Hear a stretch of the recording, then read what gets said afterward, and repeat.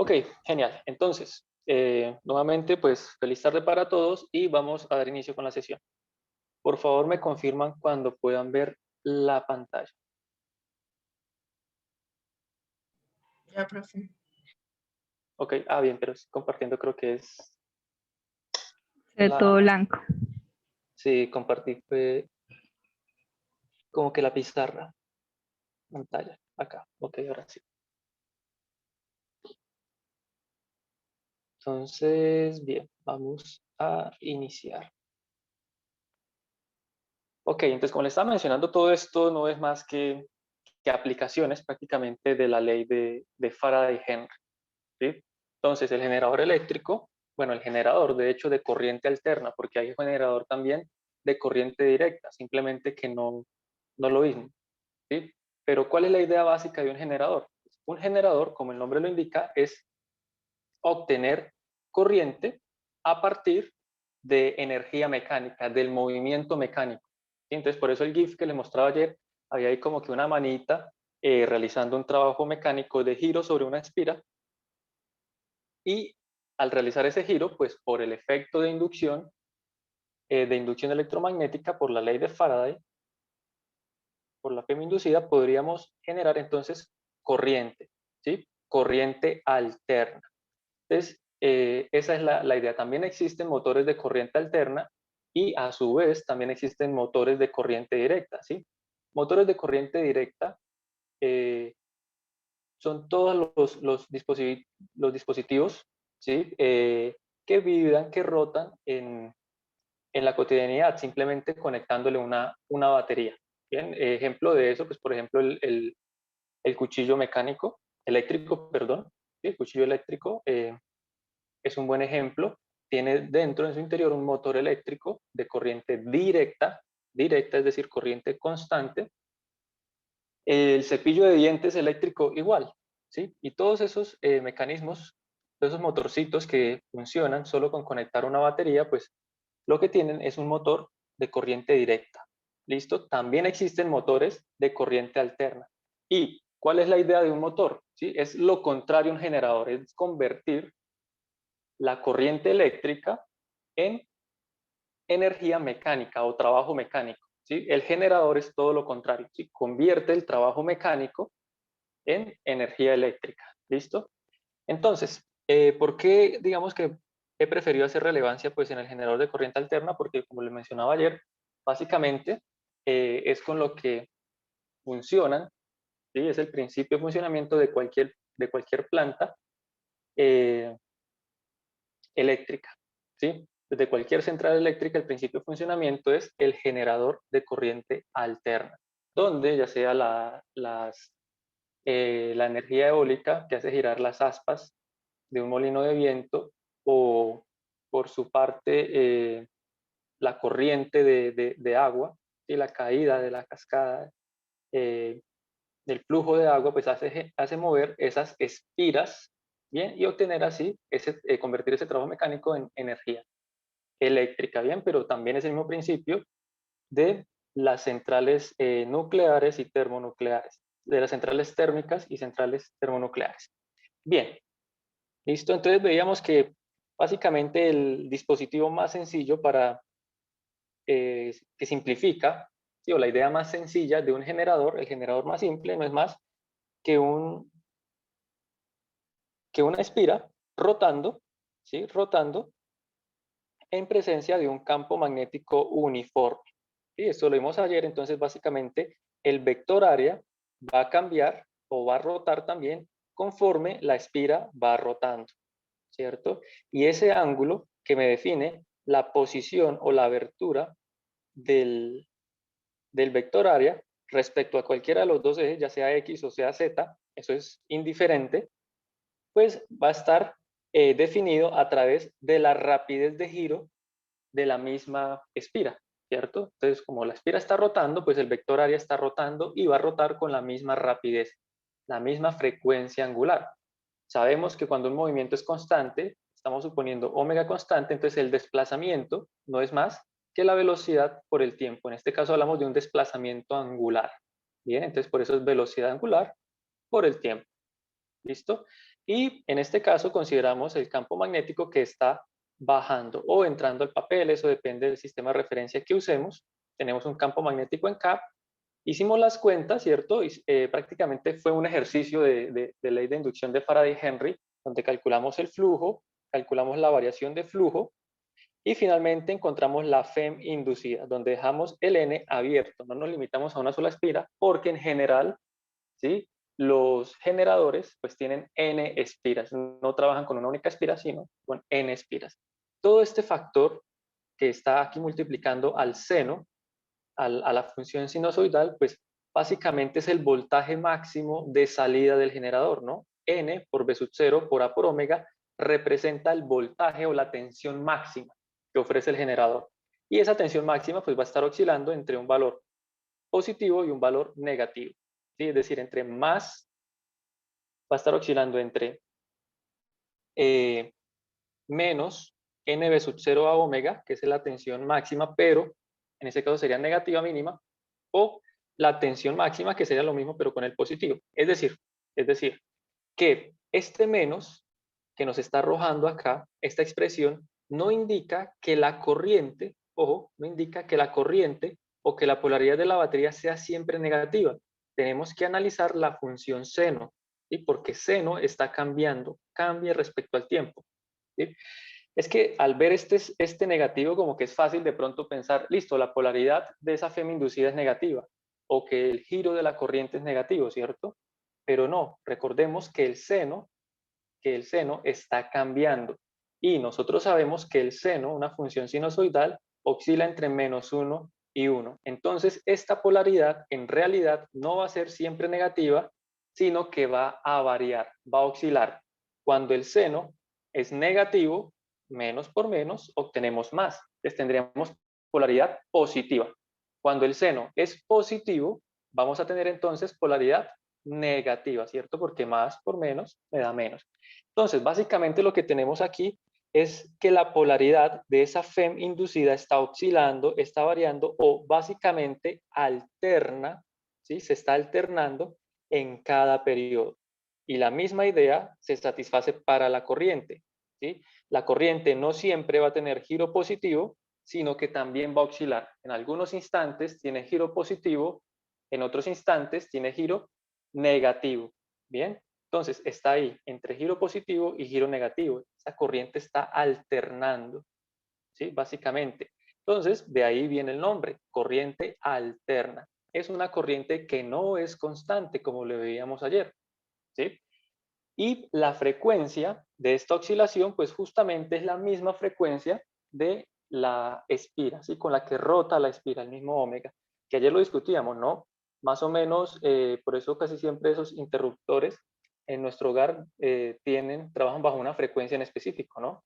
Que ayer lo mencionaban, por lo menos para Latinoamérica o Colombia, lo que respecta, la frecuencia de trabajo está más o menos alrededor de los 60 Hz. Bien. Entonces, da lo mismo hablar de voltaje o de tensión inducida o de corriente inducida, ¿no? ¿Qué es lo que va a cambiar? Un factor R, donde R es la resistencia de la espira, ¿cierto? Todos sabemos por ley de Ohm que corriente no es más que voltaje sobre resistencia, ¿cierto?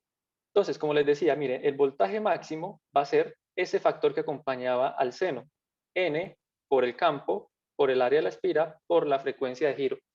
Y el valor mínimo es exactamente lo mismo, pero multiplicado por un menos, ¿sí? Es la amplitud, diríamos que es la amplitud de la oscilación. ¿Listo? Igual la corriente. Lo único que la diferencia es la resistencia, así que está dividida en un factor de R, que representa la resistencia de la espira. Obviamente, este voltaje inducido o FEM inducida está medido en voltajes y la corriente, pues, en amperios. ¿Ok? Esa era la idea general, ¿sí? Lo que vimos ayer. ¿Qué pasa? También ayer empezamos a hablar respecto al transformador, ¿no? Y básicamente la definición que incluso da Wikipedia para el transformador, porque es la idea realmente más clara, más concisa, es que el transformador no es más que un dispositivo, ¿sí? Que permite, obviamente un dispositivo eléctrico, ¿sí? Un dispositivo que permite aumentar o disminuir la tensión, ¿sí? O como bien la conocemos, este término de hecho es bastante eléctrico para los eléctricos o electrónicos. Para nuestro lenguaje, básicamente el voltaje o la corriente, ¿sí? La tensión se suele asociar más con el voltaje. Bien, entonces lo que permite es aumentar o disminuir el voltaje o diferencia de potencial en un circuito de corriente alterna. Bien, entonces una propiedad también característica de los transformadores, o por lo menos del transformador ideal, es que la potencia siempre permanece constante, es decir, la potencia sobre el primer embobinado, entregada por el primer embobinado, es la misma potencia que sale por el segundo embobinado, ¿sí? Como les digo, por lo menos para el caso ideal, que es el que nos compete, ¿sí? Trabajar la idea principal, la idea básica. A nivel de circuitos, el transformador se suele representar con el siguiente símbolo, ¿sí? Con el siguiente esquema. Pues esta es la representación de un transformador. De hecho, es como si tuviésemos acá dos inductores mirándose de frente. Un inductor, como vamos a ver más adelante, de hecho hoy, el inductor no es más que una bobina. Entonces lo que tenemos aquí es una bobina, ¿sí? O un solenoide, como hemos trabajado, bobinas, solenoides son sinónimos. Aquí incluso se le llama devanado. Estas cositas tienen demasiados nombres, ¿no? Pero es lo que conocemos. Un alambre enrollado, no es más que un solenoide, o bobinas. ¿Ok? Entonces aquí tenemos una bobina, un inductor o un solenoide, y por este lado otra bobina, inductor o solenoide. Sí, es lo que trata de representar esto. Entonces, como lo vimos ayer, precisamente las ideas básicas es esto. Tenemos aquí un solenoide que se conoce también como bobina o devanado. Y pues vamos a llamar a este primer solenoide como el devanado primario. ¿Listo? Y se caracteriza por tener un número de vueltas NP, ¿sí? Número de vueltas del devanado primario. Por el otro costado tenemos entonces un devanado secundario o un solenoide secundario de número de vueltas NS. ¿Listo? Entonces, ¿cuál es la idea general? Que por aquí entregamos una corriente y por aquí va a salir otra. ¿Sí? La cosa es, ¿y por qué se va a comunicar la corriente? ¿Sí? Si realmente vemos que los dos solenoides están separados. ¿Sí? ¿Qué es eso? O sea, ¿por qué podemos nosotros de aquí inducir una corriente, bueno, tener una corriente e inducir otra sobre el otro solenoide? Pues bien, todos sabemos que el hecho de que por un solenoide circule una corriente, este solenoide se va a comportar como un pequeño imán, ¿cierto? Es decir, va a generar un campo magnético. Bien, y esas líneas de campo magnético, como lo mencionábamos ayer, alcanzan, vamos a ver si acá, alcanzan a traspasar o a penetrar sobre el segundo solenoide, ¿cierto? Por aquí, es decir, hay un flujo que se está dando sobre el segundo solenoide, ¿verdad? Por causa o por efecto del primer solenoide. Para que este flujo sea más efectivo, se suele poner pues un núcleo que se conoce como el núcleo de transformador, que es todo este, no sé cómo llamarlo, como esa arandela cuadrada ahí, ¿sí? Entonces, todo esto que vemos acá, todo este caparazón, todo este armazón, se conoce como un núcleo y es el núcleo transformador, que puede ser una lámina de aluminio o incluso puede ser hierro, ¿sí? Materiales ferromagnéticos. Entonces, ¿qué genera estos materiales ferromagnéticos o el núcleo del transformador? ¿Cuál es su trabajo? ¿Cuál es su papel? Los ferromagnéticos lo que hacen es entonces como que dirigir, ¿sí? O atrapar, entre comillas, atrapar todas las líneas de campo magnético, o por lo menos la mayoría, vamos, como estamos en el caso ideal, suponemos que las atrapa todas, ¿sí? Atrapa todas las líneas de campo magnético que puede generar la espira enrollada, el solenoide, y las va a conducir a través de él. Entonces, ¿qué podemos decir nosotros? ¿Cómo podemos básicamente pensar en un ferromagnético? Ferromagnético básicamente lo que es un buen conductor, ojo entre comillas, y un buen conductor de líneas de campo magnético. ¿Sí? Es como un análogo ahí, como un pequeño guiño, como una pequeña forma de interpretarlo. ¿Sí? Entonces los ferromagnéticos son buenos conductores de líneas de campo magnético. ¿sí? No de corriente, sino como que líneas de campo magnético, porque miren que todas las redirigen y las líneas de campo magnético van tomando la forma del ferromagnético. ¿Sí lo ven? Pues ya se pierde como que esa forma dipolar que veíamos siempre, sino que ahora lo que hace es el ferromagnético guiar, ¿sí? Guiar, decirle a las líneas de campo magnético, muévanse por acá, ¿sí? Es como un conducto, básicamente. ¿Esto con qué fin? Pues para que la mayoría o todas las líneas de campo magnético que genera el primer devanado, ¿sí? O el solenoide primario, penetren sobre el segundo devanado, como lo estamos viendo acá. Bien, esa es la idea general. Aparte de que el ferromagnético o el hierro en este caso se está comportando o hace el papel, ojo, hace el papel de dieléctrico, ¿sí? Del dieléctrico en un capacitor, ¿ok? Más o menos, es como una idea, ayuda a amplificar el campo, ¿sí? Ayuda a aumentar la inductancia para ser más específicos, como lo vamos a ver más adelante, ¿listo? Por ahora vamos a quedarnos con la idea de que conduce esas líneas de campo, así evitando que hayan fugas de esas líneas y el flujo sea más consistente, más fuerte, ¿ok? Entonces, justamente como lo mencionábamos, por aquí nosotros lo que hacemos es conectar una fuente sinusoidal de voltaje, es decir, un voltaje alterno o una corriente alterna, en pocas palabras, ¿listo?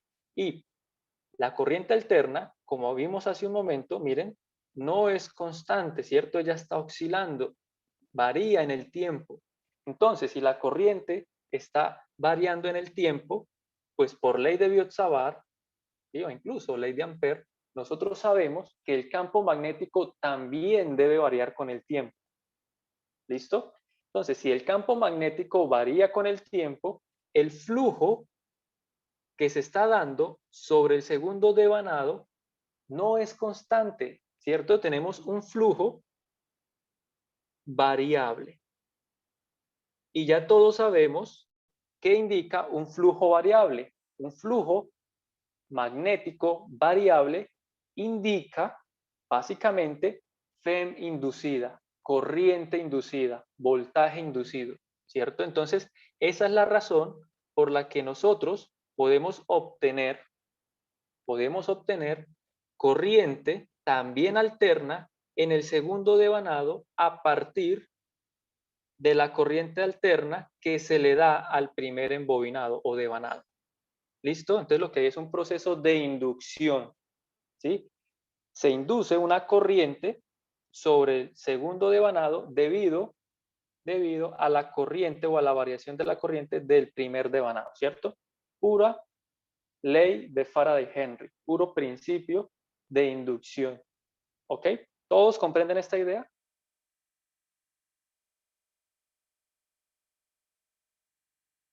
Profe, una pregunta. Ajá. ¿Cuál es la finalidad de eso? O sea, no entiendo para qué se necesita producir una segunda corriente y un segundo voltaje que también va a ser de corriente Esa es, alterna. exacto, esa es una muy buena pregunta, ¿sí? Es una muy buena pregunta. Y la respuesta está acá en lo que había mencionado de cuál es la definición de transformador, ¿sí? Miren, nos permite aumentar o disminuir la tensión, ¿sí? O básicamente el voltaje en un circuito. Entonces, como vamos a ver, es una excelente pregunta, ¿sí? Como que, pues, ¿para qué me sirve tener por acá? O sea, ¿para qué me interesa sacar corriente alterna por este lado si por aquí ya la tengo, ¿verdad? O sea, eso no tiene sentido, digamos. ¿Qué? No estamos haciendo nada, ¿verdad? Pero el poder de esto está justamente en que no solo puedo como que comunicar la corriente, por así decirlo, sino que puedo aumentarla o puedo disminuirla. Y esa es la verdadera aplicación. Bien, entonces vamos a ver cómo cuantificar ese aumento o esa disminución de corriente o de voltaje. ¿Sí? Ya saben que en esencia es lo mismo. ¿Okay? Entonces, vamos a trabajar con el primer devanado y vamos a ver por qué es interesante o qué aplicación tiene el poder aumentar o disminuir la corriente. ¿Listo? Entonces, miren, en el primer devanado, ¿sí? O en el primer solenoide, vamos a calcular el flujo, ojo, el flujo sobre una espira, ¿sí? Sobre una sola vueltica, una vueltica. Entonces, el flujo magnético sobre el primer devanado no es más que campo por área, ¿cierto? Vamos a reducirlo. Ya sabemos que el campo magnético dentro del solenoide es uniforme, ¿sí? Vamos a considerar un solenoide infinito, que sabemos que es que es uniforme el campo magnético, y pues como el área no cambia, ¿sí? El área no está cambiando, pues lo multiplicamos por área. Flujo, campo por área, ¿cierto? ¿Cuál va a ser la variación de ese flujo? ¿Sí? Y ojo, no perdamos de vista que es solo sobre una espiral. La variación de ese flujo, pues como el área no cambia, y sabemos que lo único que está cambiando es el campo magnético, pues la variación de flujo no es más que área por la variación del campo magnético, ¿cierto? Lo dejamos hasta ahí. Entonces, el tercer paso no es más que calcular el voltaje inducido o la FEM inducida, ¿cierto? Entonces, esta sería la FEM inducida en el primer devanado o en el devanado primario, ¿ok? Aquí sí, como ya lo quiero calcular sobre el primer devanado, debo multiplicar por el número de espiras. Es decir, ¿cuál es esa FEM inducida en el primer devanado? ¿Listo? Entonces multiplico ahora sí por el número de espiras, todas las espiras que hay aquí en este devanado. Y eso no es más, entonces, que la FEM inducida, pues NP por la derivada que acabamos de calcular. Fíjense que aquí he omitido el signo menos. ¿Sí? Pues no me interesa, o sea, ya sé que esa polaridad va a estar cambiando. Entonces, por ahora no me interesa si arranca negativa o arranca positiva. ¿Sí? Quiero conocer solo el valor absoluto, en pocas palabras. ¿Sí? La tensión máxima, ya sea positiva o negativa. ¿Sí? He omitido el menos a propósito. ¿Listo? Es como que saque el valor absoluto en pocas palabras. Sobre el devanado secundario hacemos exactamente los mismos tres pasos. El flujo sobre el segundo devanado no es más que B por A. ¿Sí? Y fíjense, como el campo magnético que genera el primer devanado, básicamente es comunicado de forma efectiva, porque estamos trabajando en un transformador ideal, hacia el segundo devanado podemos nosotros garantizar que pues el campo magnético es el mismo. ¿Sí? El campo magnético básicamente es el mismo, y vamos a considerar que las áreas son también las mismas. Bien, entonces tenemos nosotros campo por área, y exactamente es el mismo flujo que en el primer devanado, ¿sí? Aunque estamos hablando del segundo, ¿no? O sea, miren las cantidades, básicamente son las mismas. La variación entonces va a ser exactamente la misma también, ¿no? Área por la variación del campo magnético. ¿Listo? ¿Qué es lo que cambia? Cambia la FEM total o la FEM inducida, ¿sí? ¿Y cómo va a cambiar? Pues solo va a cambiar en el factor, ojo, en un factor NS, ¿sí? Que representa el número de espiras. Ah, aquí es donde viene lo interesante. Entonces, fíjense que el voltaje en el segundo devanado depende del número de espiras, del segundo devanado, obviamente, ¿sí? Y el voltaje en el primer devanado, pues también depende del número de espiras. Entonces, aquí es donde viene lo interesante, ¿sí? Para poder aumentar o reducir esa FEM inducida, lo que tenemos que hacer es aumentar o disminuir el devanado, ¿sí? El número de espiras. Básicamente, vamos a hacer la siguiente operación matemática para verlo un poco más claro. ¿Listo? Vamos a dividir estas dos expresiones, ¿sí? Vamos a dividirlas, una sobre la otra.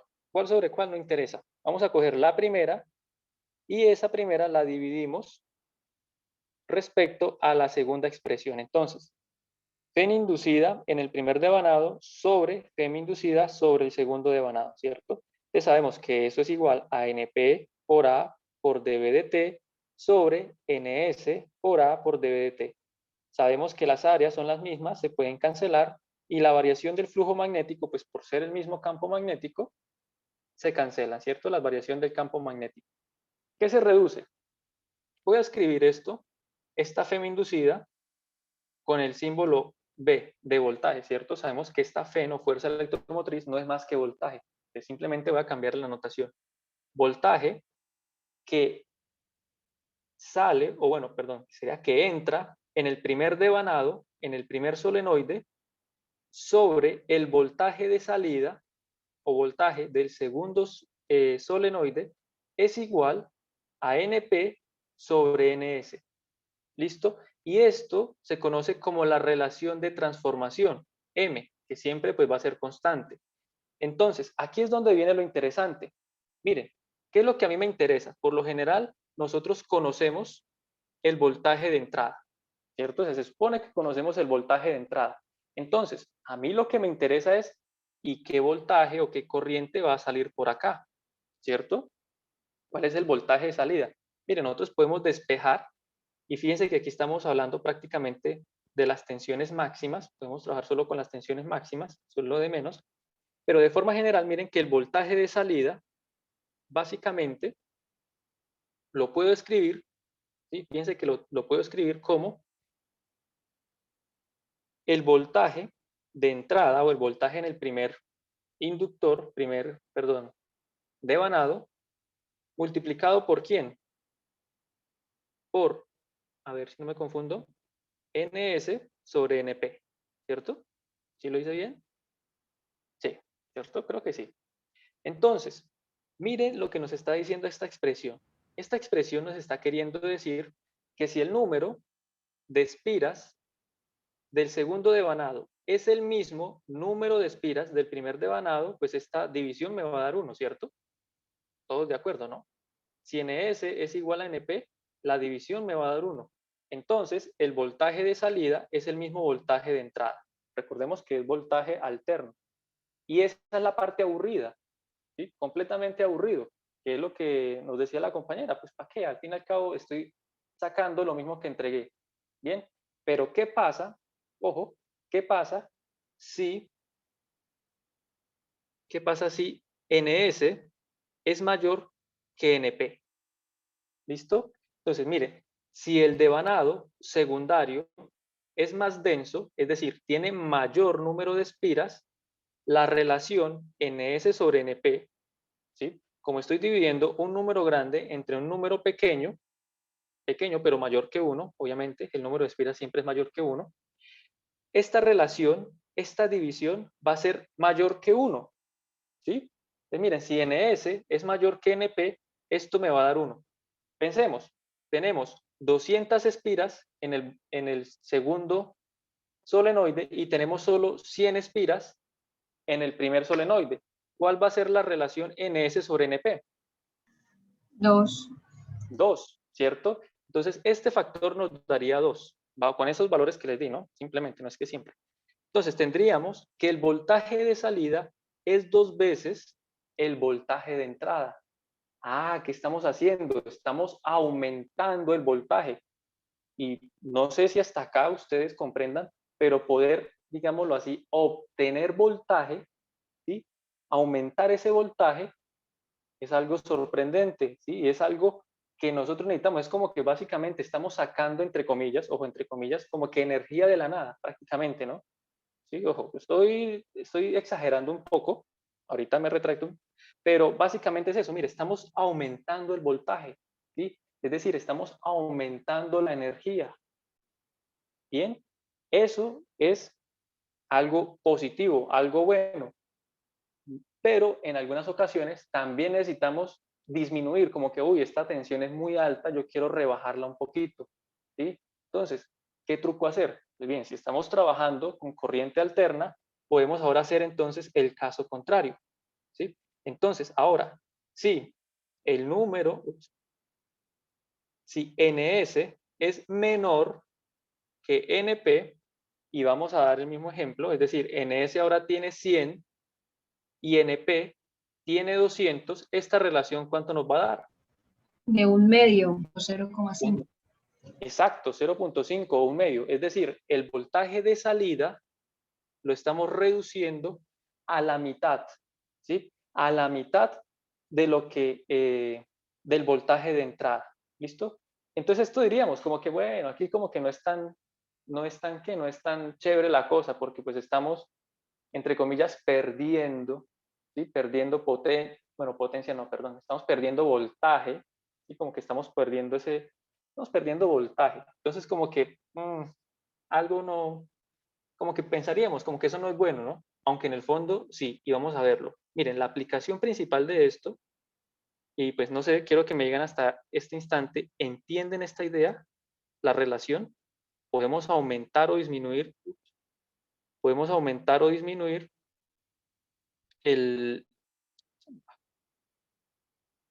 la tensión en un circuito, ¿no? Esto primero es importante. Y fíjense, no solo en un circuito, ¿sí? Sino que podemos hablar justamente de cuál es el mecanismo que nosotros empleamos o que se emplea para comunicar la energía desde las centrales eléctricas hasta nuestros hogares. Ya sabemos que en la central eléctrica, con el generador, ¿cierto? El generador AC que acabamos de ver ayer, pues que repasamos ahorita, podemos obtener corriente alterna.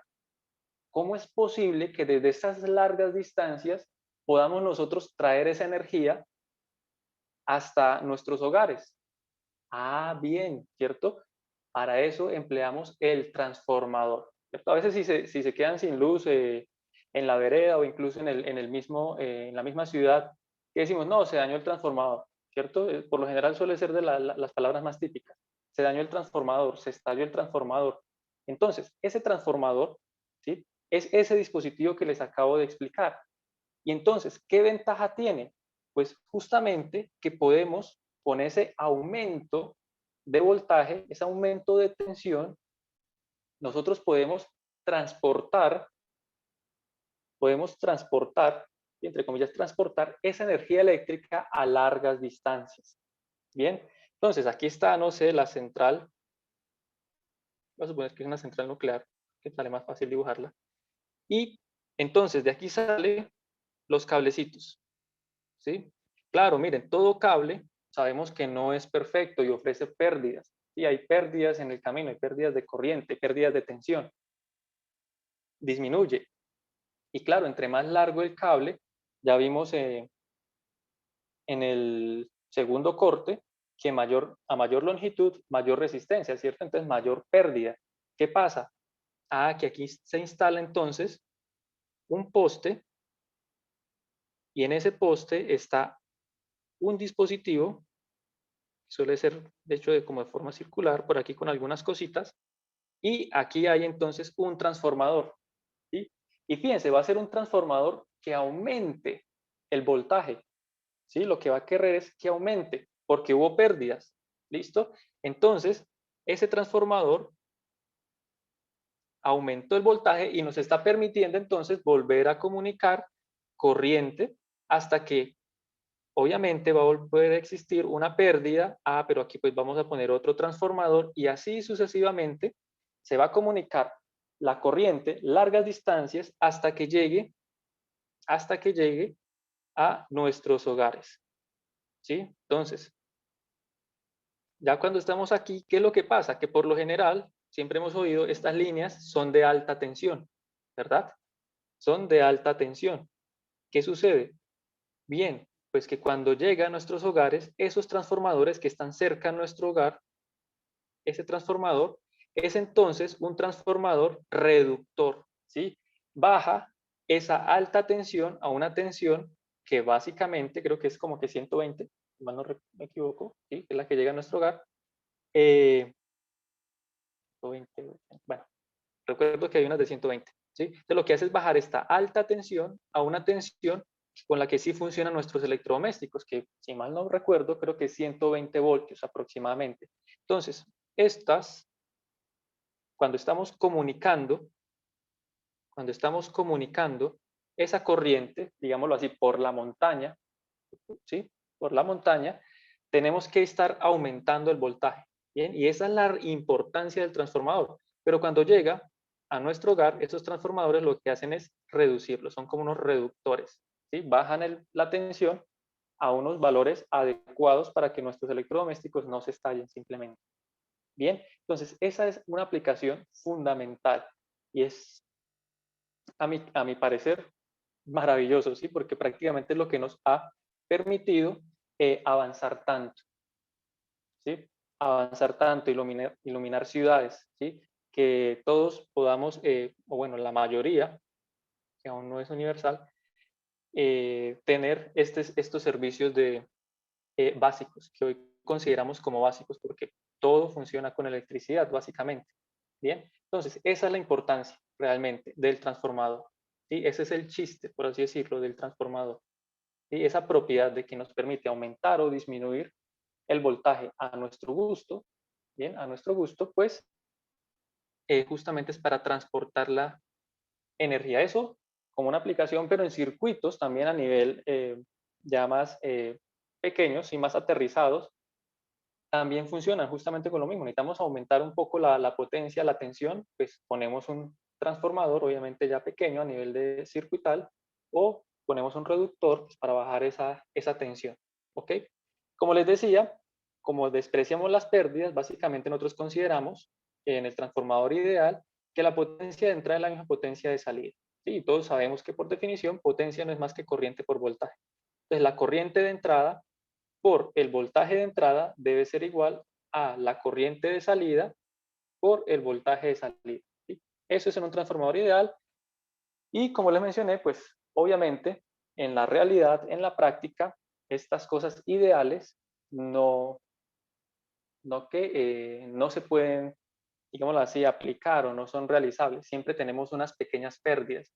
Hay algunos fenómenos extra que ocurren, como por ejemplo corrientes de Foucault, algunas corrientes parásitas, hay autoinducción también. Mejor dicho, hay un montón de cosas, de fenómenos, que justamente ya de eso se encargan los ingenieros eléctricos, ¿sí? Tal vez los electrónicos, sinceramente no estoy completamente seguro, pero ya se encargan ellos de ahondar en esos temas, cómo optimizar, cómo construir un buen transformador, ¿sí? Y estudiar todos esos fenómenos y cómo evitarlos, porque al fin y al cabo son pérdidas, no generan pérdidas, ¿ok? O no hacen, la idea es optimizar esos sistemas, mejor dicho, a pesar de las pérdidas. ¿Preguntas hasta aquí, compañeros?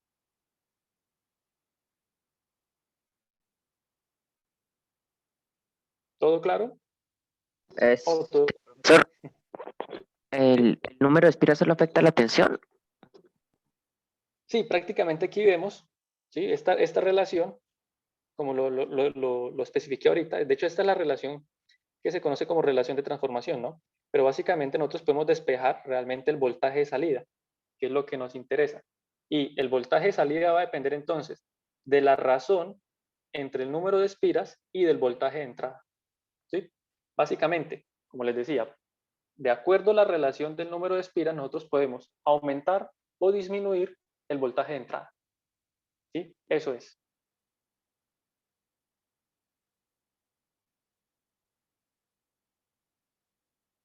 ¿Sí? Gracias, ¿Respondió? profesor. Sí, sí, señor. Ok, genial. ¿Sí? Ya todo esto se limita a esta expresión, ¿sí? Pero miren que esta expresión no viene de la nada, ¿no? Viene de analizar la ley de Faraday al sistema, ¿sí? Que es una expresión bastante bonita, bastante sencilla, ¿no? Pero en el fondo, miren que hay todo un análisis de Faraday-Henry, ¿ok?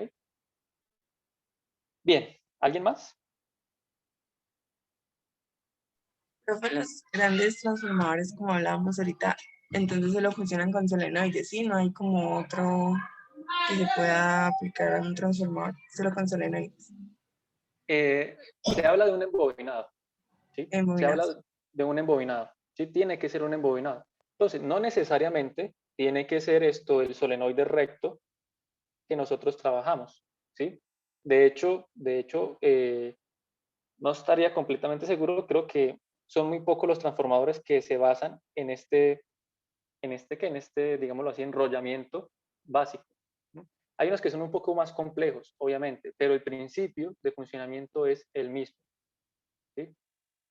De hecho, creo que los embobinados no son ni siquiera así como tan homogéneos como los vimos, sino que suelen hacer búlticos, y suelen ser más búlticos, luego por acá un poco más pequeños. Pero como les digo, pues el principio de operación es, es el mismo, ¿sí? Y justamente esa forma del embobinado, pues tiene que ver con la optimización que les hablaba un poco, ¿sí? Ya de eso se encarga pues el especialista, optimizar el sistema.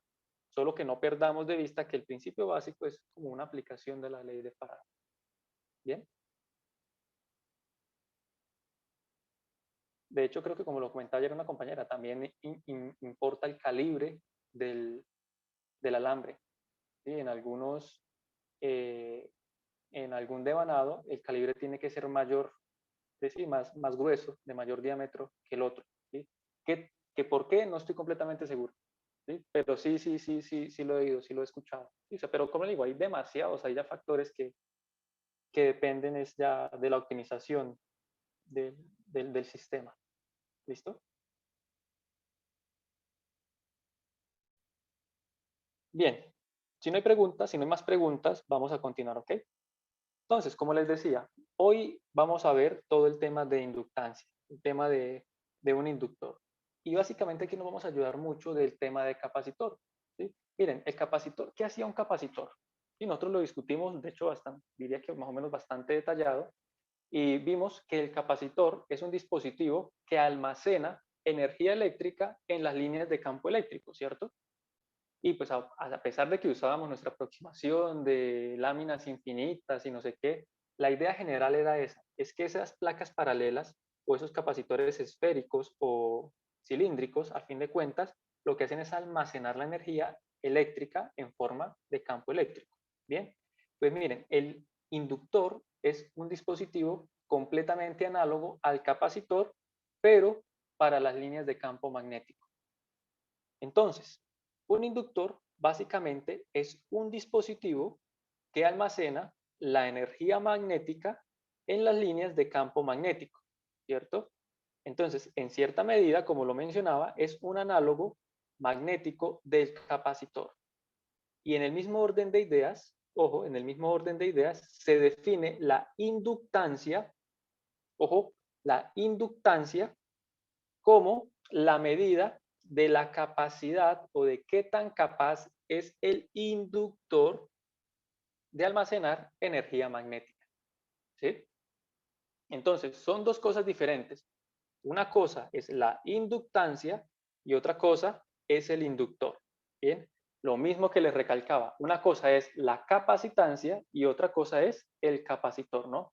Entonces, el inductor es el dispositivo. Bien, es el dispositivo físico, lo que nosotros compramos. Se llama inductor. ¿Qué es la inductancia? Es esa medida de la capacidad que tiene el dispositivo para almacenar energía. ¿Sí? Entonces, ojo, una cosa mide qué tan capaz es ese dispositivo. ¿Listo? Inductor, dispositivo, inductancia es la medida de qué tanta energía es capaz de almacenar el inductor, ¿ok? Son dos conceptos diferentes y como les digo, es el completo análogo magnético del capacitor, prácticamente. ¿Sí? Entonces, vamos a definir esto que estamos hablando. Para ello, nuevamente, esto casi también que lo podemos ver como una aplicación de la ley de Faraday. ¿Ok? Entonces, miren, vamos a definir la inductancia, ojo, la inductancia, obviamente a partir de la ley de inducción de Faraday-Henry, que ya todos conocemos, ¿bien?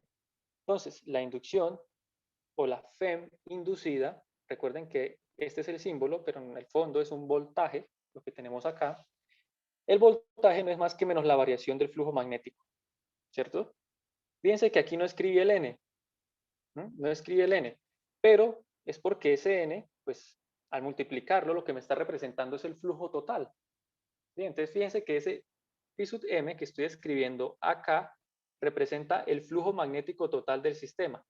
¿Sí? Es decir, el flujo magnético total no es más que n veces el flujo de una sola espira, ¿cierto? Que era lo que nosotros hacíamos en el corte pasado, la semana pasada. Calculábamos el flujo de una espira y luego lo multiplicábamos por el número de espiras, ¿sí? Pues es lo mismo, de una vez hablar del flujo total multiplicando por el número de espiras. ¿Sí? Entonces, para evitarnos aquí escribir el n, hablamos del flujo magnético total. ¿Bien? Este menos sabemos que es el que representa la ley de Lenz. Pero bien, una pregunta interesante es la siguiente. Bien, ¿de qué depende realmente el flujo magnético? ¿Sí? Nosotros sabemos que por definición el flujo magnético es la integral del producto punto del campo magnético con el área, ¿cierto? Es la definición de flujo. Simplemente que usamos, como hablamos de flujo magnético, usamos el campo magnético. Bien. Vamos a trabajar de aquí en adelante con espiras constantes, ¿sí? Es decir, espiras que no cambian de tamaño y cuya área va a ser constante. Entonces, si el área es constante, ¿sí? Nosotros básicamente pues podremos casi que reducir el hecho de que el flujo magnético depende estrictamente del campo. ¿Sí? O sea, el flujo magnético va sí o sí a depender del campo, ¿no? Miren, por definición. Pero a su vez, el campo depende ¿de quién? De la corriente. ¿Bien? Y la corriente, si no es constante, pues va a depender del tiempo, ¿cierto? De forma general va a depender del tiempo. ¿Bien? ¿Podemos tener corrientes constantes? Sí, pero de forma general van a ser variables. Entonces, fíjense que aquí es como una reglita, ¿no? Como una continuación, miren. El flujo puede ser función del campo. El campo puede ser función de la corriente. Y la corriente puede ser función del tiempo. ¿Bien? De hecho, es lo que nosotros necesitamos. ¿Cuál es la dependencia del flujo respecto del tiempo? ¿Sí? Y miren, tiene sentido. Flujo depende del campo. Al final, depende del tiempo. Bien, todos comprenden esta idea, ¿no? Nosotros podemos entonces decir, podemos pasar directamente, y esto es funciones matemáticas, recuerden, esto básicamente es composición de funciones, en pocas palabras, como el campo, ¿sí? Nosotros dijimos acá que el flujo es función del campo, pero a su vez el campo es función de la corriente, pues hombre, pues yo también puedo escribir mejor, quizás de forma directa, que el flujo es función directamente de la corriente, ¿no? O sea, tiene sentido, ¿verdad? ¿Todos comprenden esta idea? ¿Sí? O sea, de una vez digo, no, pues si el flujo depende del campo, pero el campo depende de la corriente, pues eso quiere decir que el flujo va a depender de la corriente también. ¿Sí? O sea, de forma directa va a depender de la corriente. Y no estamos suponiendo nada, es un hecho, ¿verdad? Entonces, nosotros podríamos reescribir, ojo, la forma de la ley de Faraday-Henry. Nosotros sabemos que la Fm inducida, miren, lo tenemos acá, no es más que menos la derivada respecto del tiempo, ¿de quién? Del flujo magnético, ¿cierto?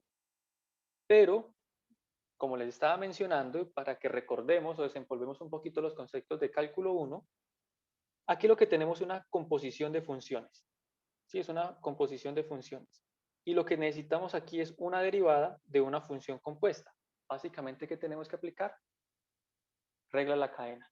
¿Sí? Entonces, miren, me voy a quedar con esta última expresión en la que el flujo lo voy a escribir como una función de la corriente, ¿cierto? Pero miren, recordemos que la corriente depende del tiempo, ¿sí? Puede depender del tiempo. Entonces, por regla de la cadena, yo puedo decir, mantengo el menos y digo, la derivada del flujo magnético respecto del tiempo no es más que la derivada de ese flujo magnético respecto a la corriente, ¿cierto? Porque miren, quiero usar esto, que dependa de la corriente, pero como me interesa es la derivada respecto al tiempo, entonces multiplico, regla la cadena, por la dependencia que tiene la corriente respecto del tiempo. ¿Sí? Regla la cadena. Básicamente, como no les gusta a los matemáticos y creo que tampoco hay, multipliqué y dividí por DI. En pocas palabras, ¿no? En el fondo, formalmente hay una regla a la cadena. Y acá, fíjense lo que tenemos. Esta variación, perdón, del flujo respecto a la corriente es lo que nosotros vamos a definir como inductancia. ¿Listo? Entonces, por ahora, ¿qué lo vamos a definir nosotros como inductancia? Esta variación, ¿sí? Esta variación del flujo magnético respecto a la corriente. Bien, entonces este término lo voy a llamar inductancia. Lo vamos a representar con la letra L y fíjense de lo que voy a decir. Esa inductancia va a ser constante en el sistema. ¿Listo? Miren lo interesante y vamos a analizar un poquito esto.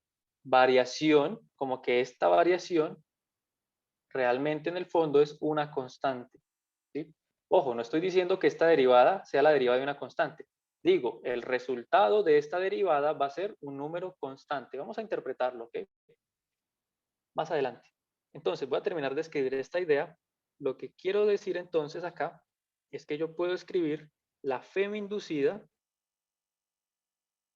como menos la inductancia L por la variación de corriente respecto del tiempo. ¿Todos me siguen? Sí. Ok, genial. Esa L, como les decía, pues les está mencionando justamente lo que nosotros conocemos como inductancia. ¿Sí? Vamos a definirla acá formalmente. Entonces, L, que es la inductancia, no es más que la variación de ese flujo magnético respecto de la corriente. Ojo, miren, no es respecto al tiempo, respecto a la corriente. Esa es la definición que vamos a tener nosotros para la inductancia, por lo menos por ahora. ¿Sí? Esta es como nuestra herramienta, así como cuando nosotros definíamos la capacitancia como la relación entre carga y voltaje, ¿no? ¿Sí? Entonces, por ahora es la que nos interesa. Y esto, que es la inductancia,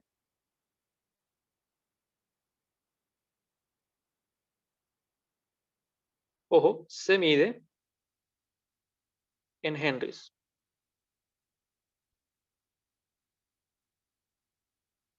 En henrys, ¿sí? O henrys. Entonces, esto obviamente en el sistema internacional. Sistema internacional H. Entonces, como la capacitancia se medía en faradios, ¿cierto? Aquí la inductancia L se mide en henrys o henrios, ¿ok? H.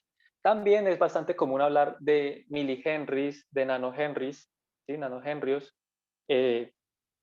porque suelen ser unidades muy grandes, ¿sí? Como que hablar de un henrio, pues prácticamente serían unos aparatos muy, muy grandes.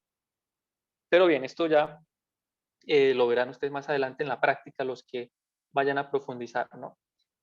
Bien, esto es la inductancia entonces. Así la estamos definiendo por el momento.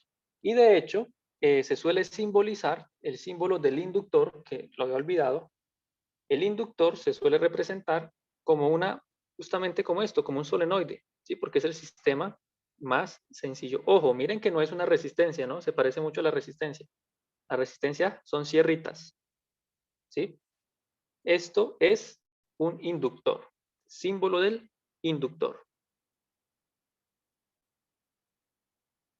Y está caracterizado por la inductancia L. ¿Sí? Entonces, el inductor lo caracteriza la inductancia que se mide en henrys y está definida por lo que les acabo acá de escribir. ¿Ok? Entonces, vamos a continuar, vamos a avanzar. Algo interesante, ¿sí? Algo interesante. Y es que, obviamente, como les mencionaba, esto tiene que ver incluso con un poquito con el transformador, es un solenoide, ¿sí? Prácticamente es un solenoide. Entonces pensemos en la siguiente idea, ¿sí? Como que un poquito, analicemos un poquito el comportamiento del inductor. Bien, pensemos un poquito en ese comportamiento. Miren, ¿qué pasa? ¿Qué va a pasar si nosotros tenemos acá un inductor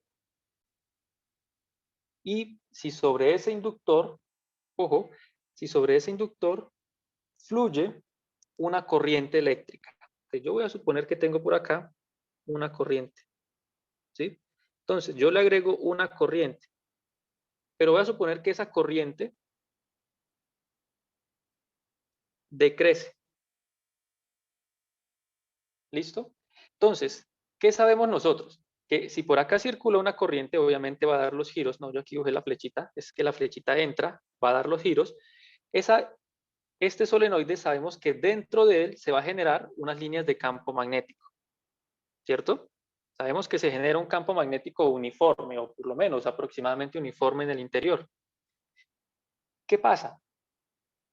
Que como la corriente está decreciendo, ¿qué va a pasar con el campo? ¿Crece o disminuye? El campo magnético.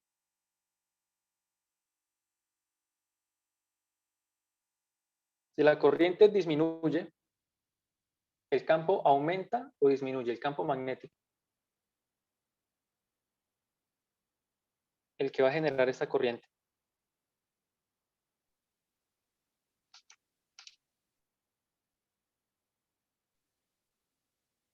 Disminuye.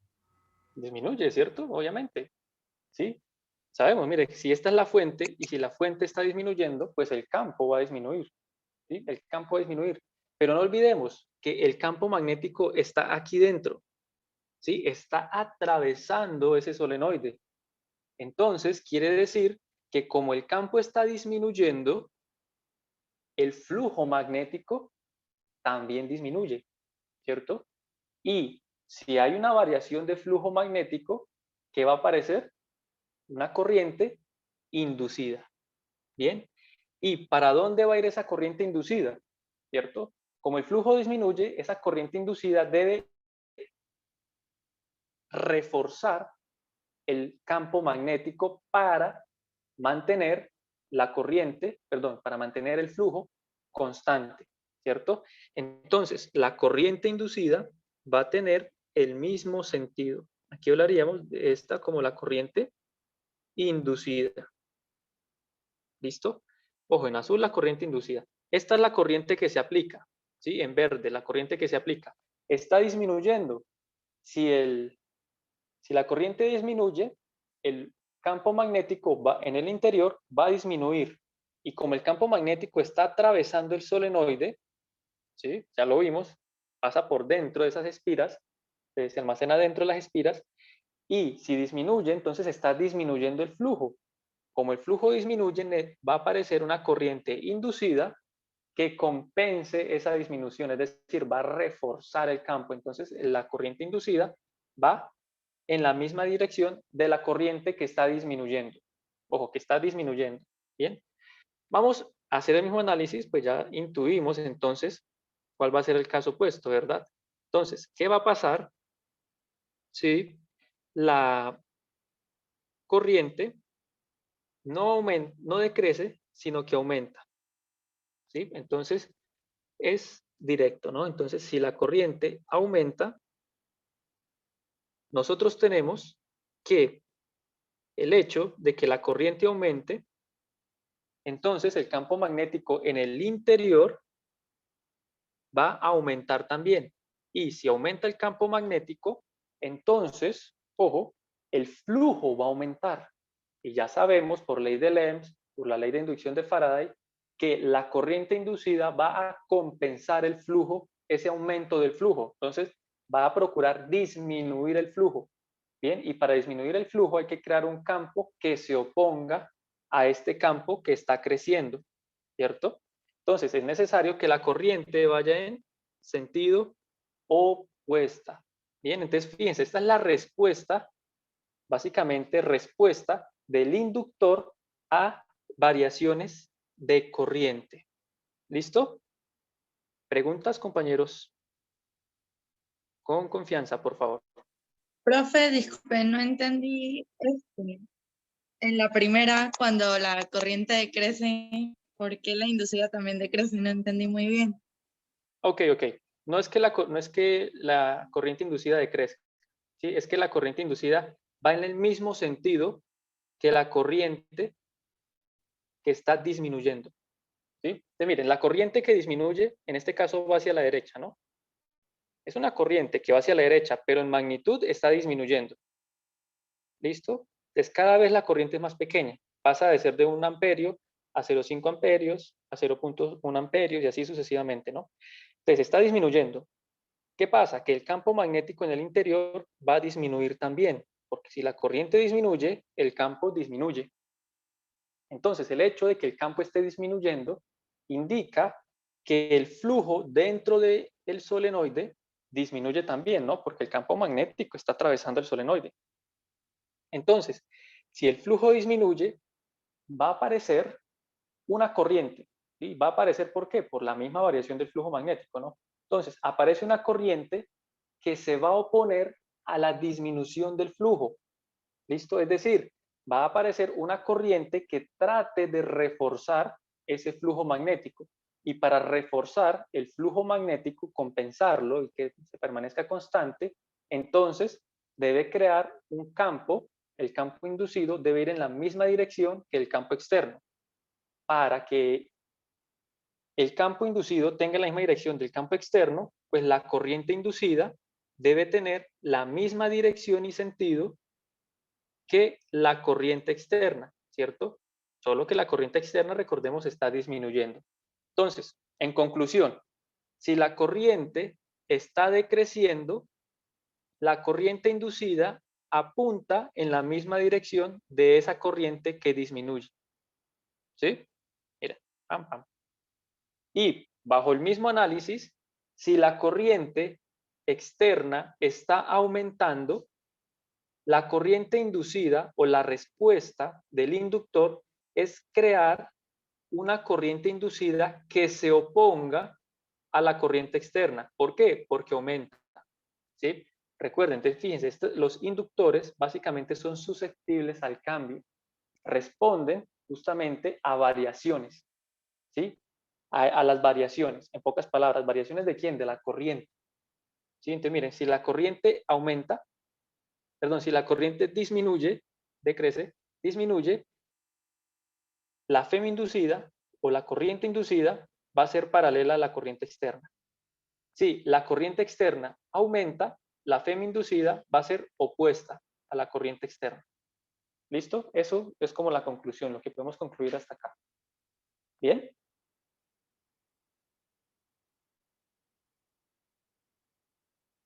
Sí, señor. Ok, genial. Si cositas que no queden claras y pues de pronto no las quieran preguntar acá, o crean que las tienen claras y luego se den cuenta que no, recuerden, el sábado pueden preguntar o entre semana también, no hay problema. Bien, vamos a continuar. ¿Cuál va a ser entonces el voltaje en un inductor? ¿Sí? Ya lo mencionamos. Miren, el voltaje en un inductor es entonces esta misma FEM inducida. ¿Sí? Es la misma FEM inducida. Nosotros hablamos, ya para, digamos que enfocarnos a estos dispositivos, hablamos de el voltaje en un inductor. ¿Listo? Y ese voltaje, pues que ya lo voy a escribir como V, ¿sí? Como corresponde, o realmente es una diferencia de potencial. Recuerden, para que haya una corriente, realmente lo que hay que existir es una diferencia potencial. Entonces, el voltaje en el inductor no es más que la FEM inducida que teníamos aquí arriba. Inductancia menos inductancia menos inductancia por la variación del flujo magnético, perdón, del flujo magnético, no, de la corriente respecto del tiempo, ¿verdad? Esa era nuestra definición de FEM, como la reescribimos. Entonces, hablamos ya con más propiedad y podemos garantizar que esa es entonces la FEM o el voltaje en un inductor. ¿Ok? Entonces, siempre que le pregunten cómo van a calcular la FEM en un inductor, pues bien, menos inductancia por corriente, por la variación de corriente respecto al tiempo. ¿Ok? Ya, eso es, no es más. ¿Listo? Entonces, de hecho, no sé si alguien de pronto ya esté quizás en ecuaciones y esto ya lo tuvo que haber visto cuando resuelven los problemas o los circuitos RLC, que es lo que vamos a hacer la siguiente semana. No vamos a resolver las ecuaciones diferenciales, les voy a dar la solución, pero de hecho les va a servir como base para cuando vean ecuaciones. ¿Sí? En ecuaciones, por lo general, a veces lo que más les dificulta es no resolver la ecuación, sino sacar la ecuación correcta, la ecuación de la malla. Espero se acuerden de lo que ya aprendieron en el segundo corte cuando lo apliquen allá. Bien, entonces vamos a reescribir la inductancia. ¿Sí? Quiero que reescribamos la inductancia. Entonces, vamos a reescribir la inductancia. Reescribir la inductancia. Ah, olvidaba mencionarles. Yo les dije, ¿no? Como que ¿por qué este L tiene que ser constante? ¿Sí? ¿Cómo podemos interpretar que este L es constante? Pues bien, fíjense que esto lo que representa es una derivada, ¿no? Es la derivada del flujo respecto a la corriente. Entonces, básicamente, lo que nos dice, y lo que tenemos es que el flujo varía como varía la corriente. ¿Sí? Y tiene completo sentido. Bien, tiene un sentido físico de fondo bastante interesante. Es decir, si lo razonamos, tiene sentido. Pues uno ve la derivada y uno dice, pues sí, tengo que derivar, eso es matemática. Pero en el fondo, nosotros podríamos hablar, de hecho, más bien que derivadas, porque derivadas es matemáticamente lo más formal, hablando de variaciones, podemos hablar de la variación del flujo magnético, ¿sí? Pues va a ser proporcional, realmente nosotros sabemos que es proporcional a la variación de la corriente, ¿no? O sea, ¿qué vimos nosotros? Nosotros vimos que en el fondo el campo, el flujo magnético es una función de la corriente, ¿bien? ¿Qué quiere decir? Que si la corriente cambia, el flujo magnético va a cambiar, ¿bien? Y de hecho, va a cambiar o ese cambio es proporcional, ¿cierto? Entonces, si la corriente cambia, el campo magnético va a cambiar en la misma razón, con la misma razón de cambio, ¿sí? Entonces, lo que nos está diciendo es que esa proporcionalidad nosotros la podemos cambiar, ¿sí? La podemos cambiar por una igualdad multiplicando por una constante. Y esa constante de proporcionalidad es lo que nosotros llamamos inductancia, y es una constante, ¿sí? Es la constante de proporcionalidad entre la variación del flujo magnético y la variación de la corriente. Entonces, cuando nosotros reorganizamos estos términos, podemos decir que la inductancia no es más que la variación o el cambio de flujo sobre el cambio de corriente. Y formalmente, en el límite, cuando el cambio de corriente tiende a cero, obtenemos la definición de derivada, ¿verdad? Pero más que simplemente definir la inductancia como una derivada, es justamente eso, es que pues, si la corriente cambia, el flujo va a cambiar. Entonces hay una relación directa y esa constante de proporcionalidad es la inductancia, ¿ok? Para que lo veamos un poquito más físico, ¿sí? Y no tan matemático a partir de una derivada. ¿Listo? Ahora sí, vamos a reescribir esa inductancia, ¿sí? Porque pues a decir verdad, tampoco me gusta cómo se ve acá.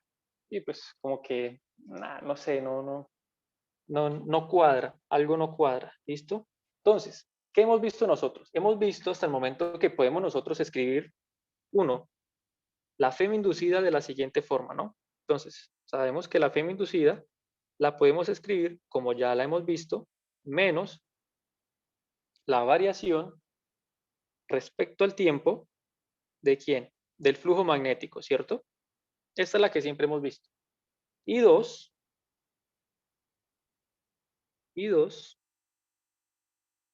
hemos visto o acabamos de ver que podemos escribir esa FEM inducida como el negativo de la inductancia, ¿sí? De la inductancia por la variación de la corriente respecto del tiempo, ¿verdad?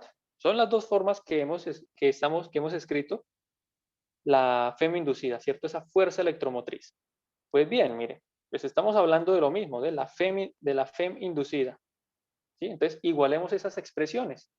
Entonces, ¿qué pasa? Si igualamos esas expresiones 1 y 2, entonces, menos la derivada respecto del tiempo, voy a abrir aquí un paréntesis para hacerlo más claro, respecto el flujo magnético debe ser igual a menos, y ojo, ya sabemos, esta L es constante, ¿cierto? Entonces, respecto a este operador de derivada o a esa derivada, esa constante puede entrar o salir, ¿sí? Y no va a afectar el resultado. Todos sabemos las propiedades de la derivada, ¿no?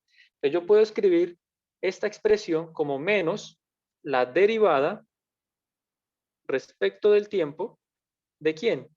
De la inductancia por la corriente. ¿Sí? ¿Sí lo ven? Entre la inductancia, porque es una constante, ¿no? Lo dijimos arriba, tiene que ser una constante, es una constante de proporcionalidad. Entonces, fíjense que yo tengo una derivada acá con el menos. De hecho, miren, los menos de una los puedo cancelar porque hacen parte de la igualdad. Sí, los cancelo si quiero. Y más que cancelar, realmente es por comparación, yo tengo una derivada en el lado derecho y tengo una derivada exactamente igual, le dije al revés, en el lado izquierdo y una derivada exactamente igual en el lado derecho, ¿verdad? ¿Eso qué quiere decir?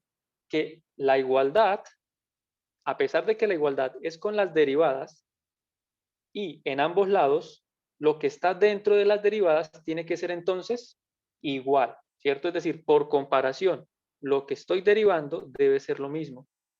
En pocas palabras, es como si yo pudiese redefinir, ojo, redefinir el flujo magnético como la inductancia por la corriente, ¿sí?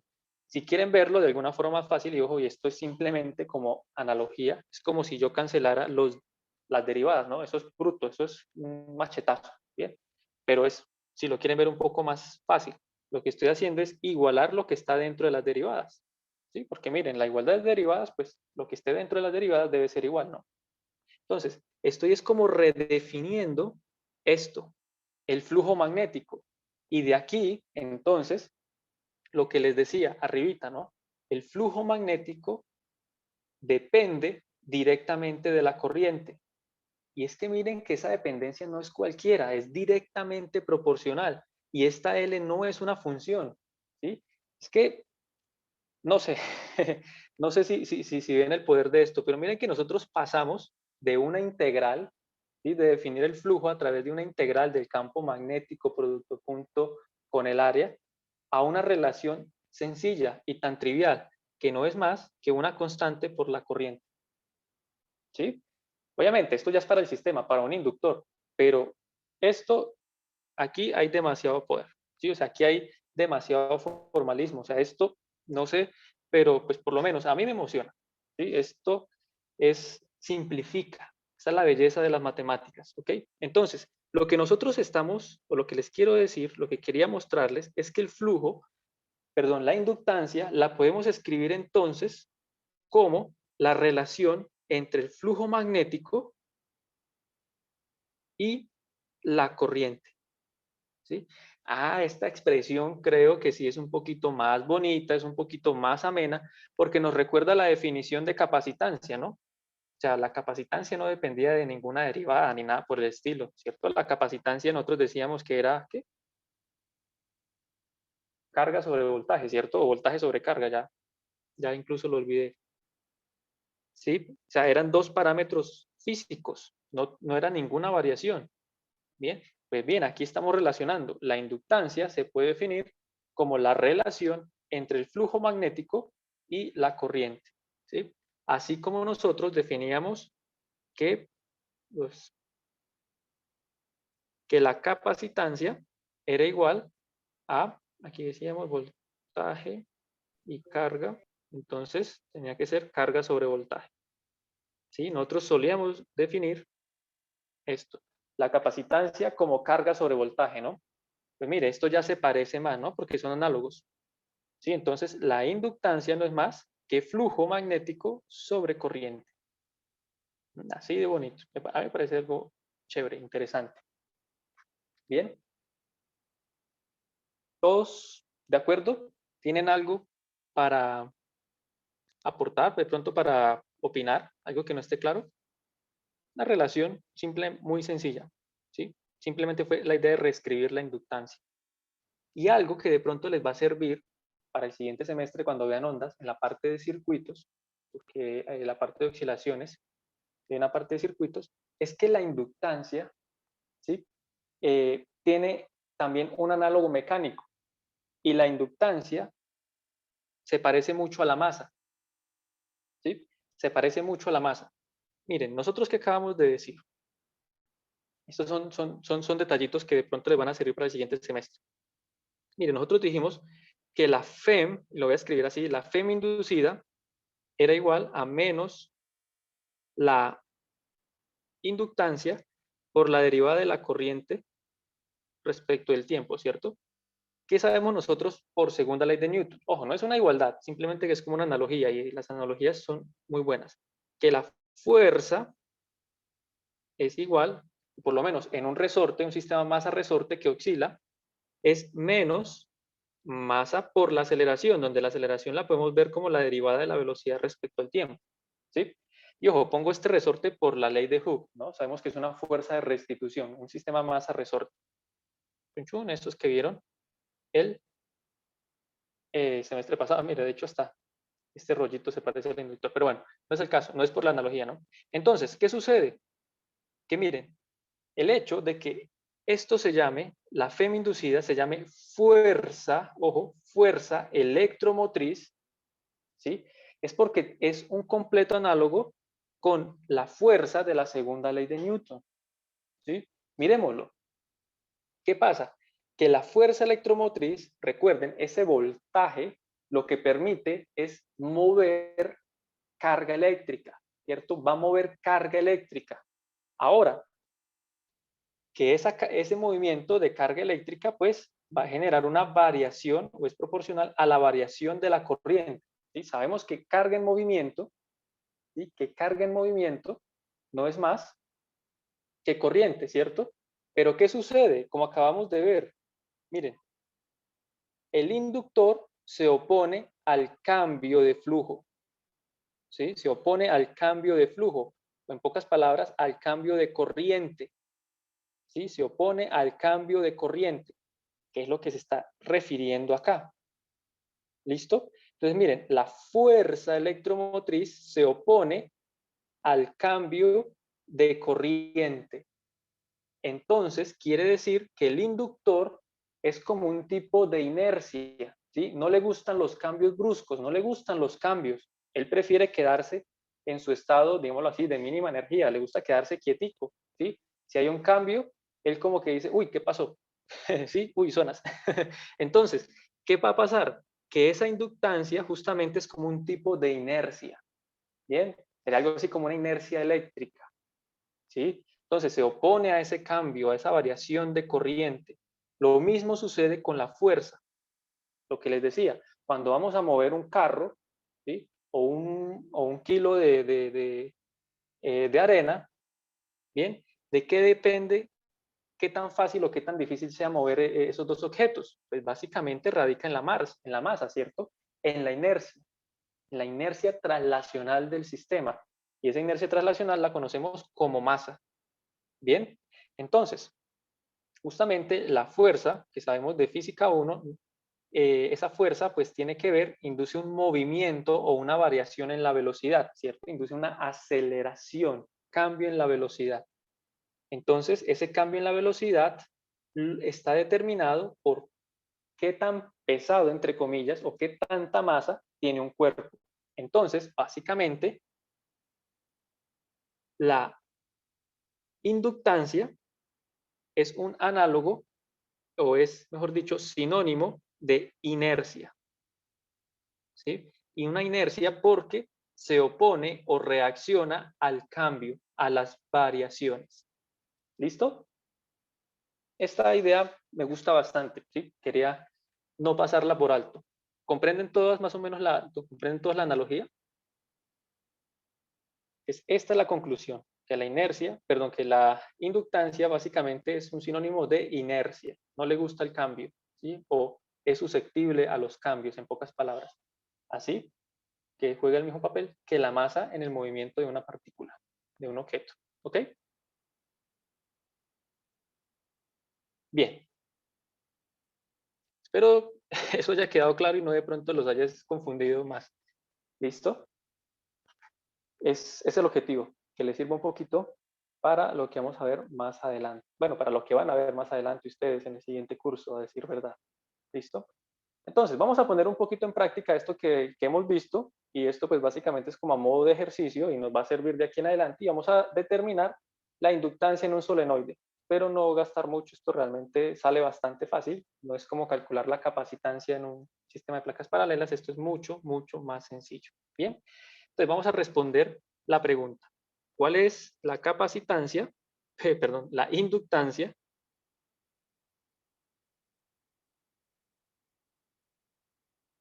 en un solenoide? Obviamente vamos a trabajar con la aproximación de solenoide infinito, ¿sí? Así como nosotros trabajamos los capacitores como placas infinitas. Entonces vamos a trabajar el solenoide como un solenoide infinito. ¿Qué es un solenoide? Lo hemos visto ya un montón de veces, ¿cierto? No es más que un alambre enrollado. Y sobre ese alambre enrollado, pues circula una corriente. Bien, ingresa una corriente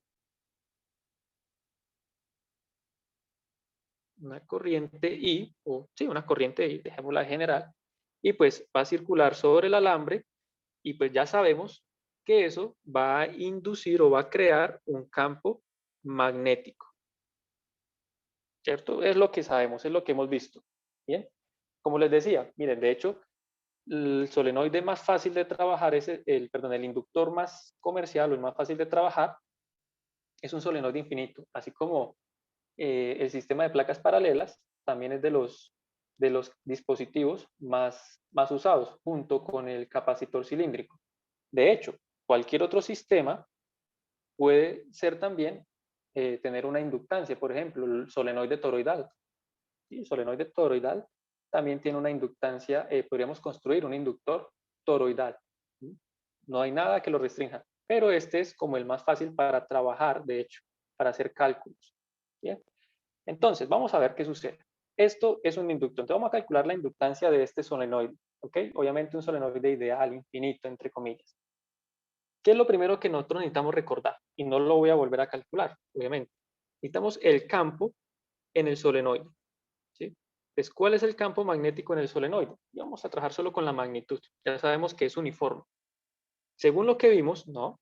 Lo que vimos es que el campo magnético en el solenoide infinito depende de la permeabilidad magnética, ponemos que está en el vacío y es μ sub 0, la densidad de espiras, N representa la densidad de espiras, ¿sí? Recuerden que así la definimos nosotros, N es la densidad de espiras, y depende de la corriente que circula en el solenoide. Ojo, quiero recalcar acá, densidad de espiras.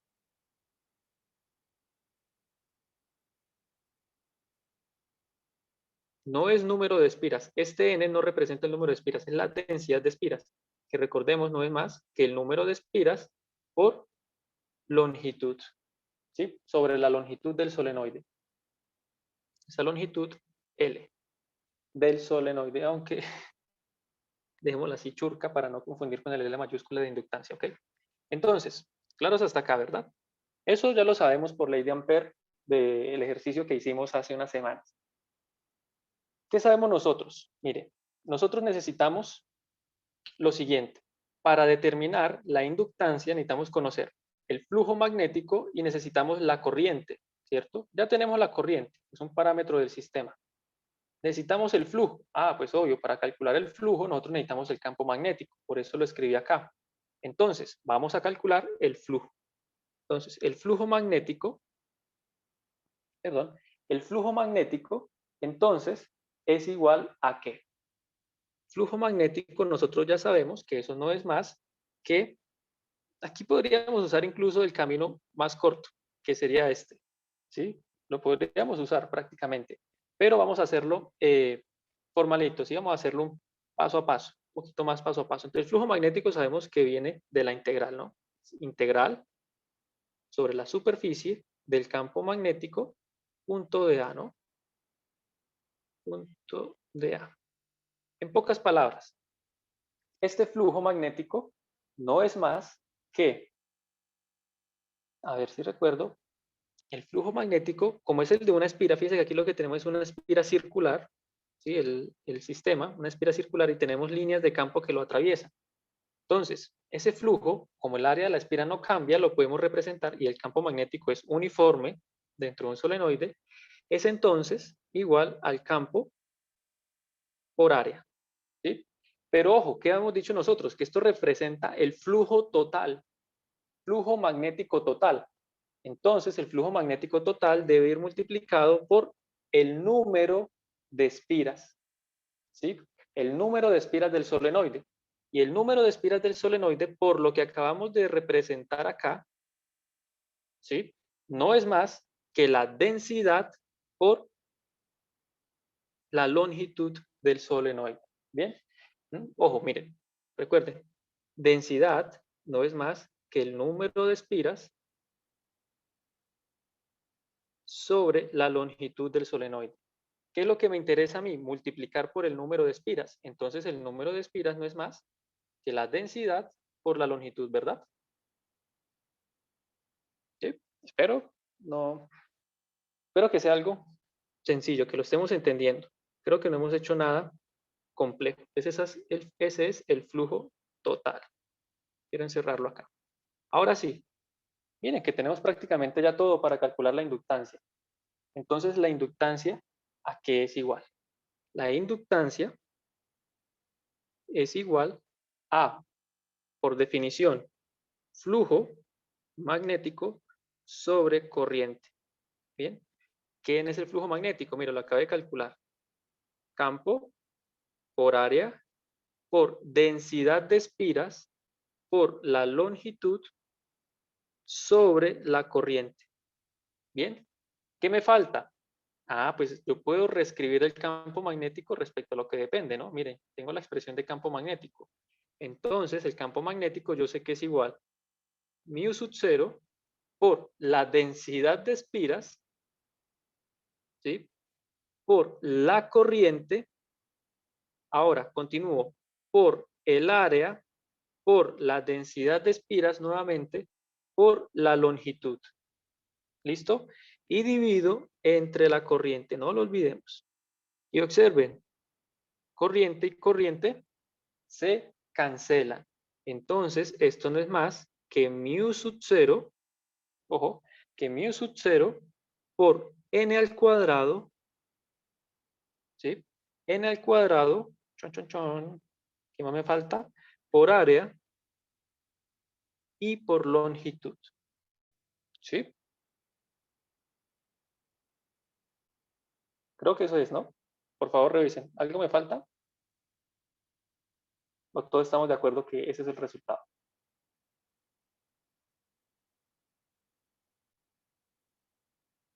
Sí, Todo está bien, ¿no? ¿Sí? Ese es el resultado, ¿verdad? Cancelé lo único que podía cancelar, que era la corriente. Y agrupé el número de, perdón, ojo, la densidad de espiras. Bien, entonces, si nos damos cuenta, tenemos ya la expresión de inductancia. Mire qué fácil se calculó la inductancia. ¿Sí? La inductancia, entonces, no es más que mu sub 0 por número, perdón, densidad de espiras, que ese es muy tentador de llamarlo número, ¿no? Densidad de espiras por área por longitud, obviamente medido en henries, ¿sí? Medido en henries, porque estamos trabajando todo en el sistema internacional, no lo olvidemos. Y tenemos entonces la inductancia de un solenoide, ¿bien? No es más. Diría un profesor, papita para el loro. Listo. Y observen algo, ¿de qué depende la inductancia? Esto es una constante universal, ¿sí? Esto no depende del sistema. N, A y L son factores de construcción o parámetros de construcción del sistema, ¿sí? De cómo he construido yo ese inductor, ese solenoide. Entonces, fíjense que aquí la inductancia, de hecho, de forma general, la inductancia depende también solo de factores geométricos.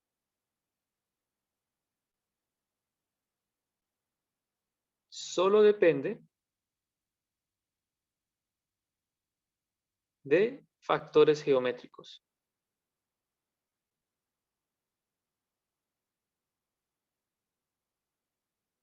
¿Listo? Claro, porque mire, esto es el número de espiras por unidad de longitud, ¿sí? Entonces, eso es un parámetro de construcción, ¿cierto? Si yo quiero construir un solenoide con muchas o con pocas espiras, ¿verdad? Entonces, esto es un parámetro de construcción. El área, pues, ¿qué tan ancho es el solenoide?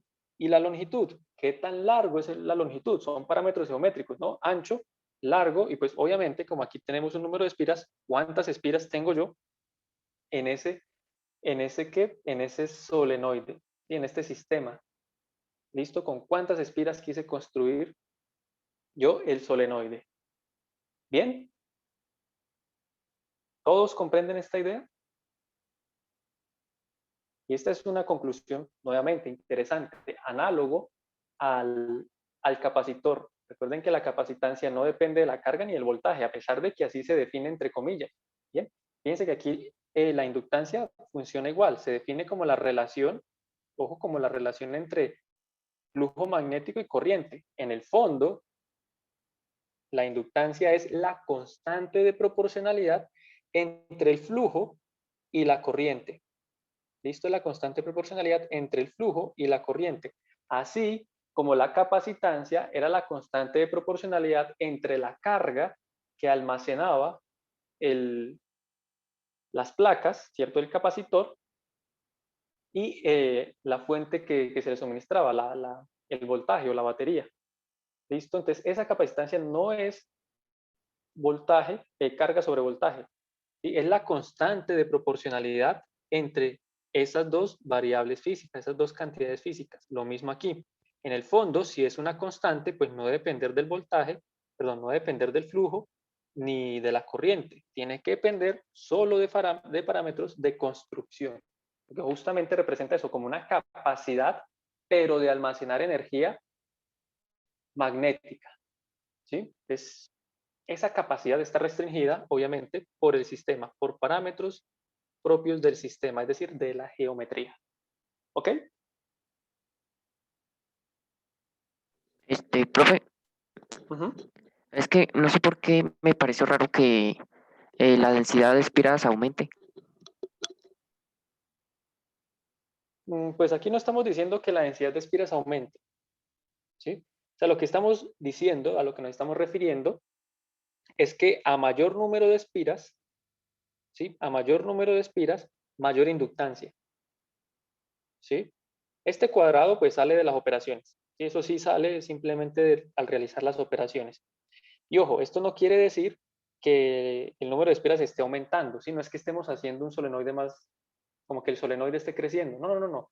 Lo que estamos diciendo es que a mayor número de espiras o a mayor densidad, realmente este N es de densidad, no lo olviden, de densidad, a mayor densidad de espiras, mayor inductancia. ¿Sí? Mayor inductancia. Y tiene sentido porque a mayor espiras, mayor flujo neto, mayor flujo magnético total. ¿Sí? Ah, ya, sí, señor, sí, señor, señor. ¿Sí? Una constante proporcionalidad nada más. Lo mismo, más largo el solenoide, pues más inductancia vamos a tener. ¿Sí? Más ancho el solenoide, más inductancia. ¿Por qué? Porque aumenta el flujo. ¿Sí? Está aumentando el flujo, es eso. ¿Listo? Sí, señor. Ok. Para finalizar, ¿sí? Pues aquí había una demostración, pero ya no la voy a hacer realmente, no vale la pena. Pues les voy a mencionar cuál es la energía, ¿sí? La energía que almacena el inductor. ¿Listo? Entonces les voy a escribir la expresión nada más, no la vamos a demostrar. Porque siempre las clases me quedan bastante largas, perdón. Entonces, la energía del inductor, que obviamente hemos hablado de que el inductor almacena energía. Pues, ¿qué energía estamos hablando? Miren, de hecho se parece mucho a la energía del capacitor. Un medio, ¿sí? Un medio de la inductancia. ¿Por quién? Por la corriente al cuadrado. ¿Sí? Recuerdan que la energía en un capacitor era un medio de la capacitancia por la corriente, por la carga al cuadrado. Pues bueno, miren, prácticamente es análogo, ¿no? La energía que almacena el inductor es un medio de la inductancia, ¿sí? De la inductancia por la corriente que circula pues, por el inductor al cuadrado, ¿ok? Esa es la energía que almacena el inductor. Y vamos a escribir. Acá, chan, chan, chan, chan. Entonces, energía que almacena el inductor. Almacenada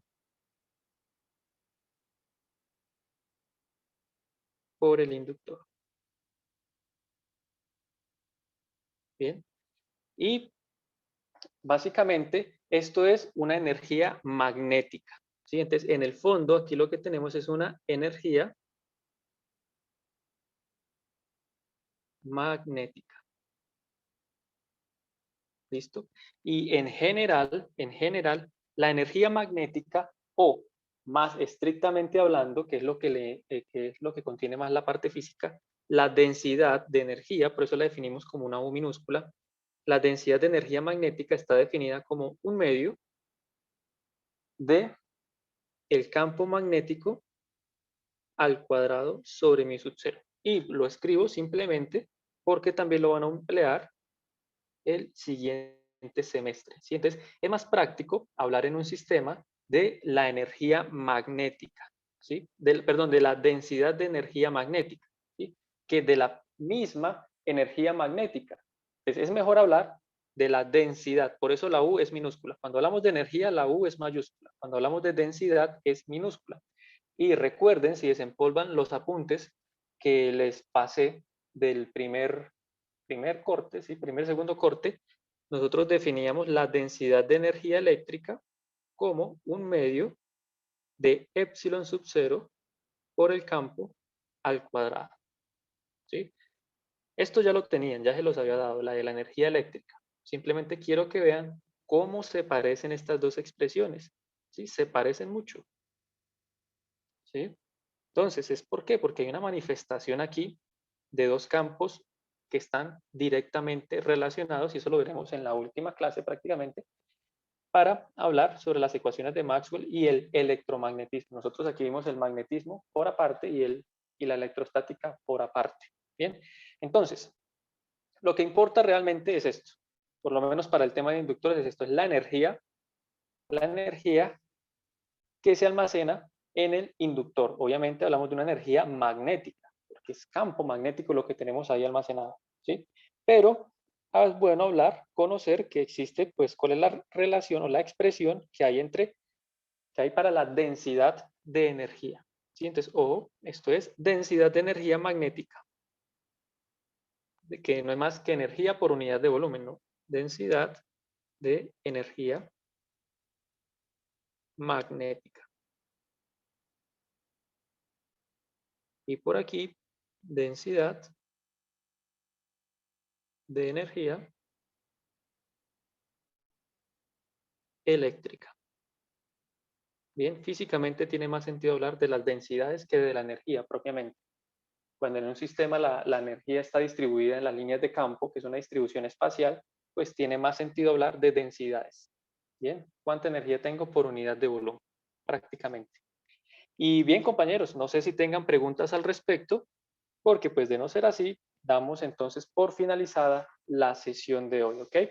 Entonces, pues nada, un placer haber trabajado hoy con ustedes y pues nada, entonces quedamos pendientes. Por favor, anuncio parroquial, perdón que me extienda otros 2 minuticos, enviar la autoevaluación, por favor, autoevaluación como respuesta, ¿sí? Por favor, enviarla como respuesta al correo donde ustedes me enviaron, o bueno, al que yo les envié el parcial calificado, ¿sí? Me responden ese correo con la autoevaluación. Y creo que no es más, sí, la autoevaluación para terminar de generar las definitivas. El sábado, por favor, los que tengan quizzes pendientes, me escriben. ¿Listo? Para aclarar ese tema. Y el sábado, el supletorio. Creo que hay 2, 3 personas que van a presentar el supletorio del tercer parcial, por favor. Entonces, el sábado, supletorio, ¿ok? Bien, no siendo más, nos vemos entonces el lunes, compañeros. Que estén muy bien. Hasta la próxima. Feliz semana y que les rinda. Hasta luego, Realmente profesor. lo que tienen es trabajo. Chao, profe. Hasta luego. Chao, profe. Chao, profe. Buenas noches.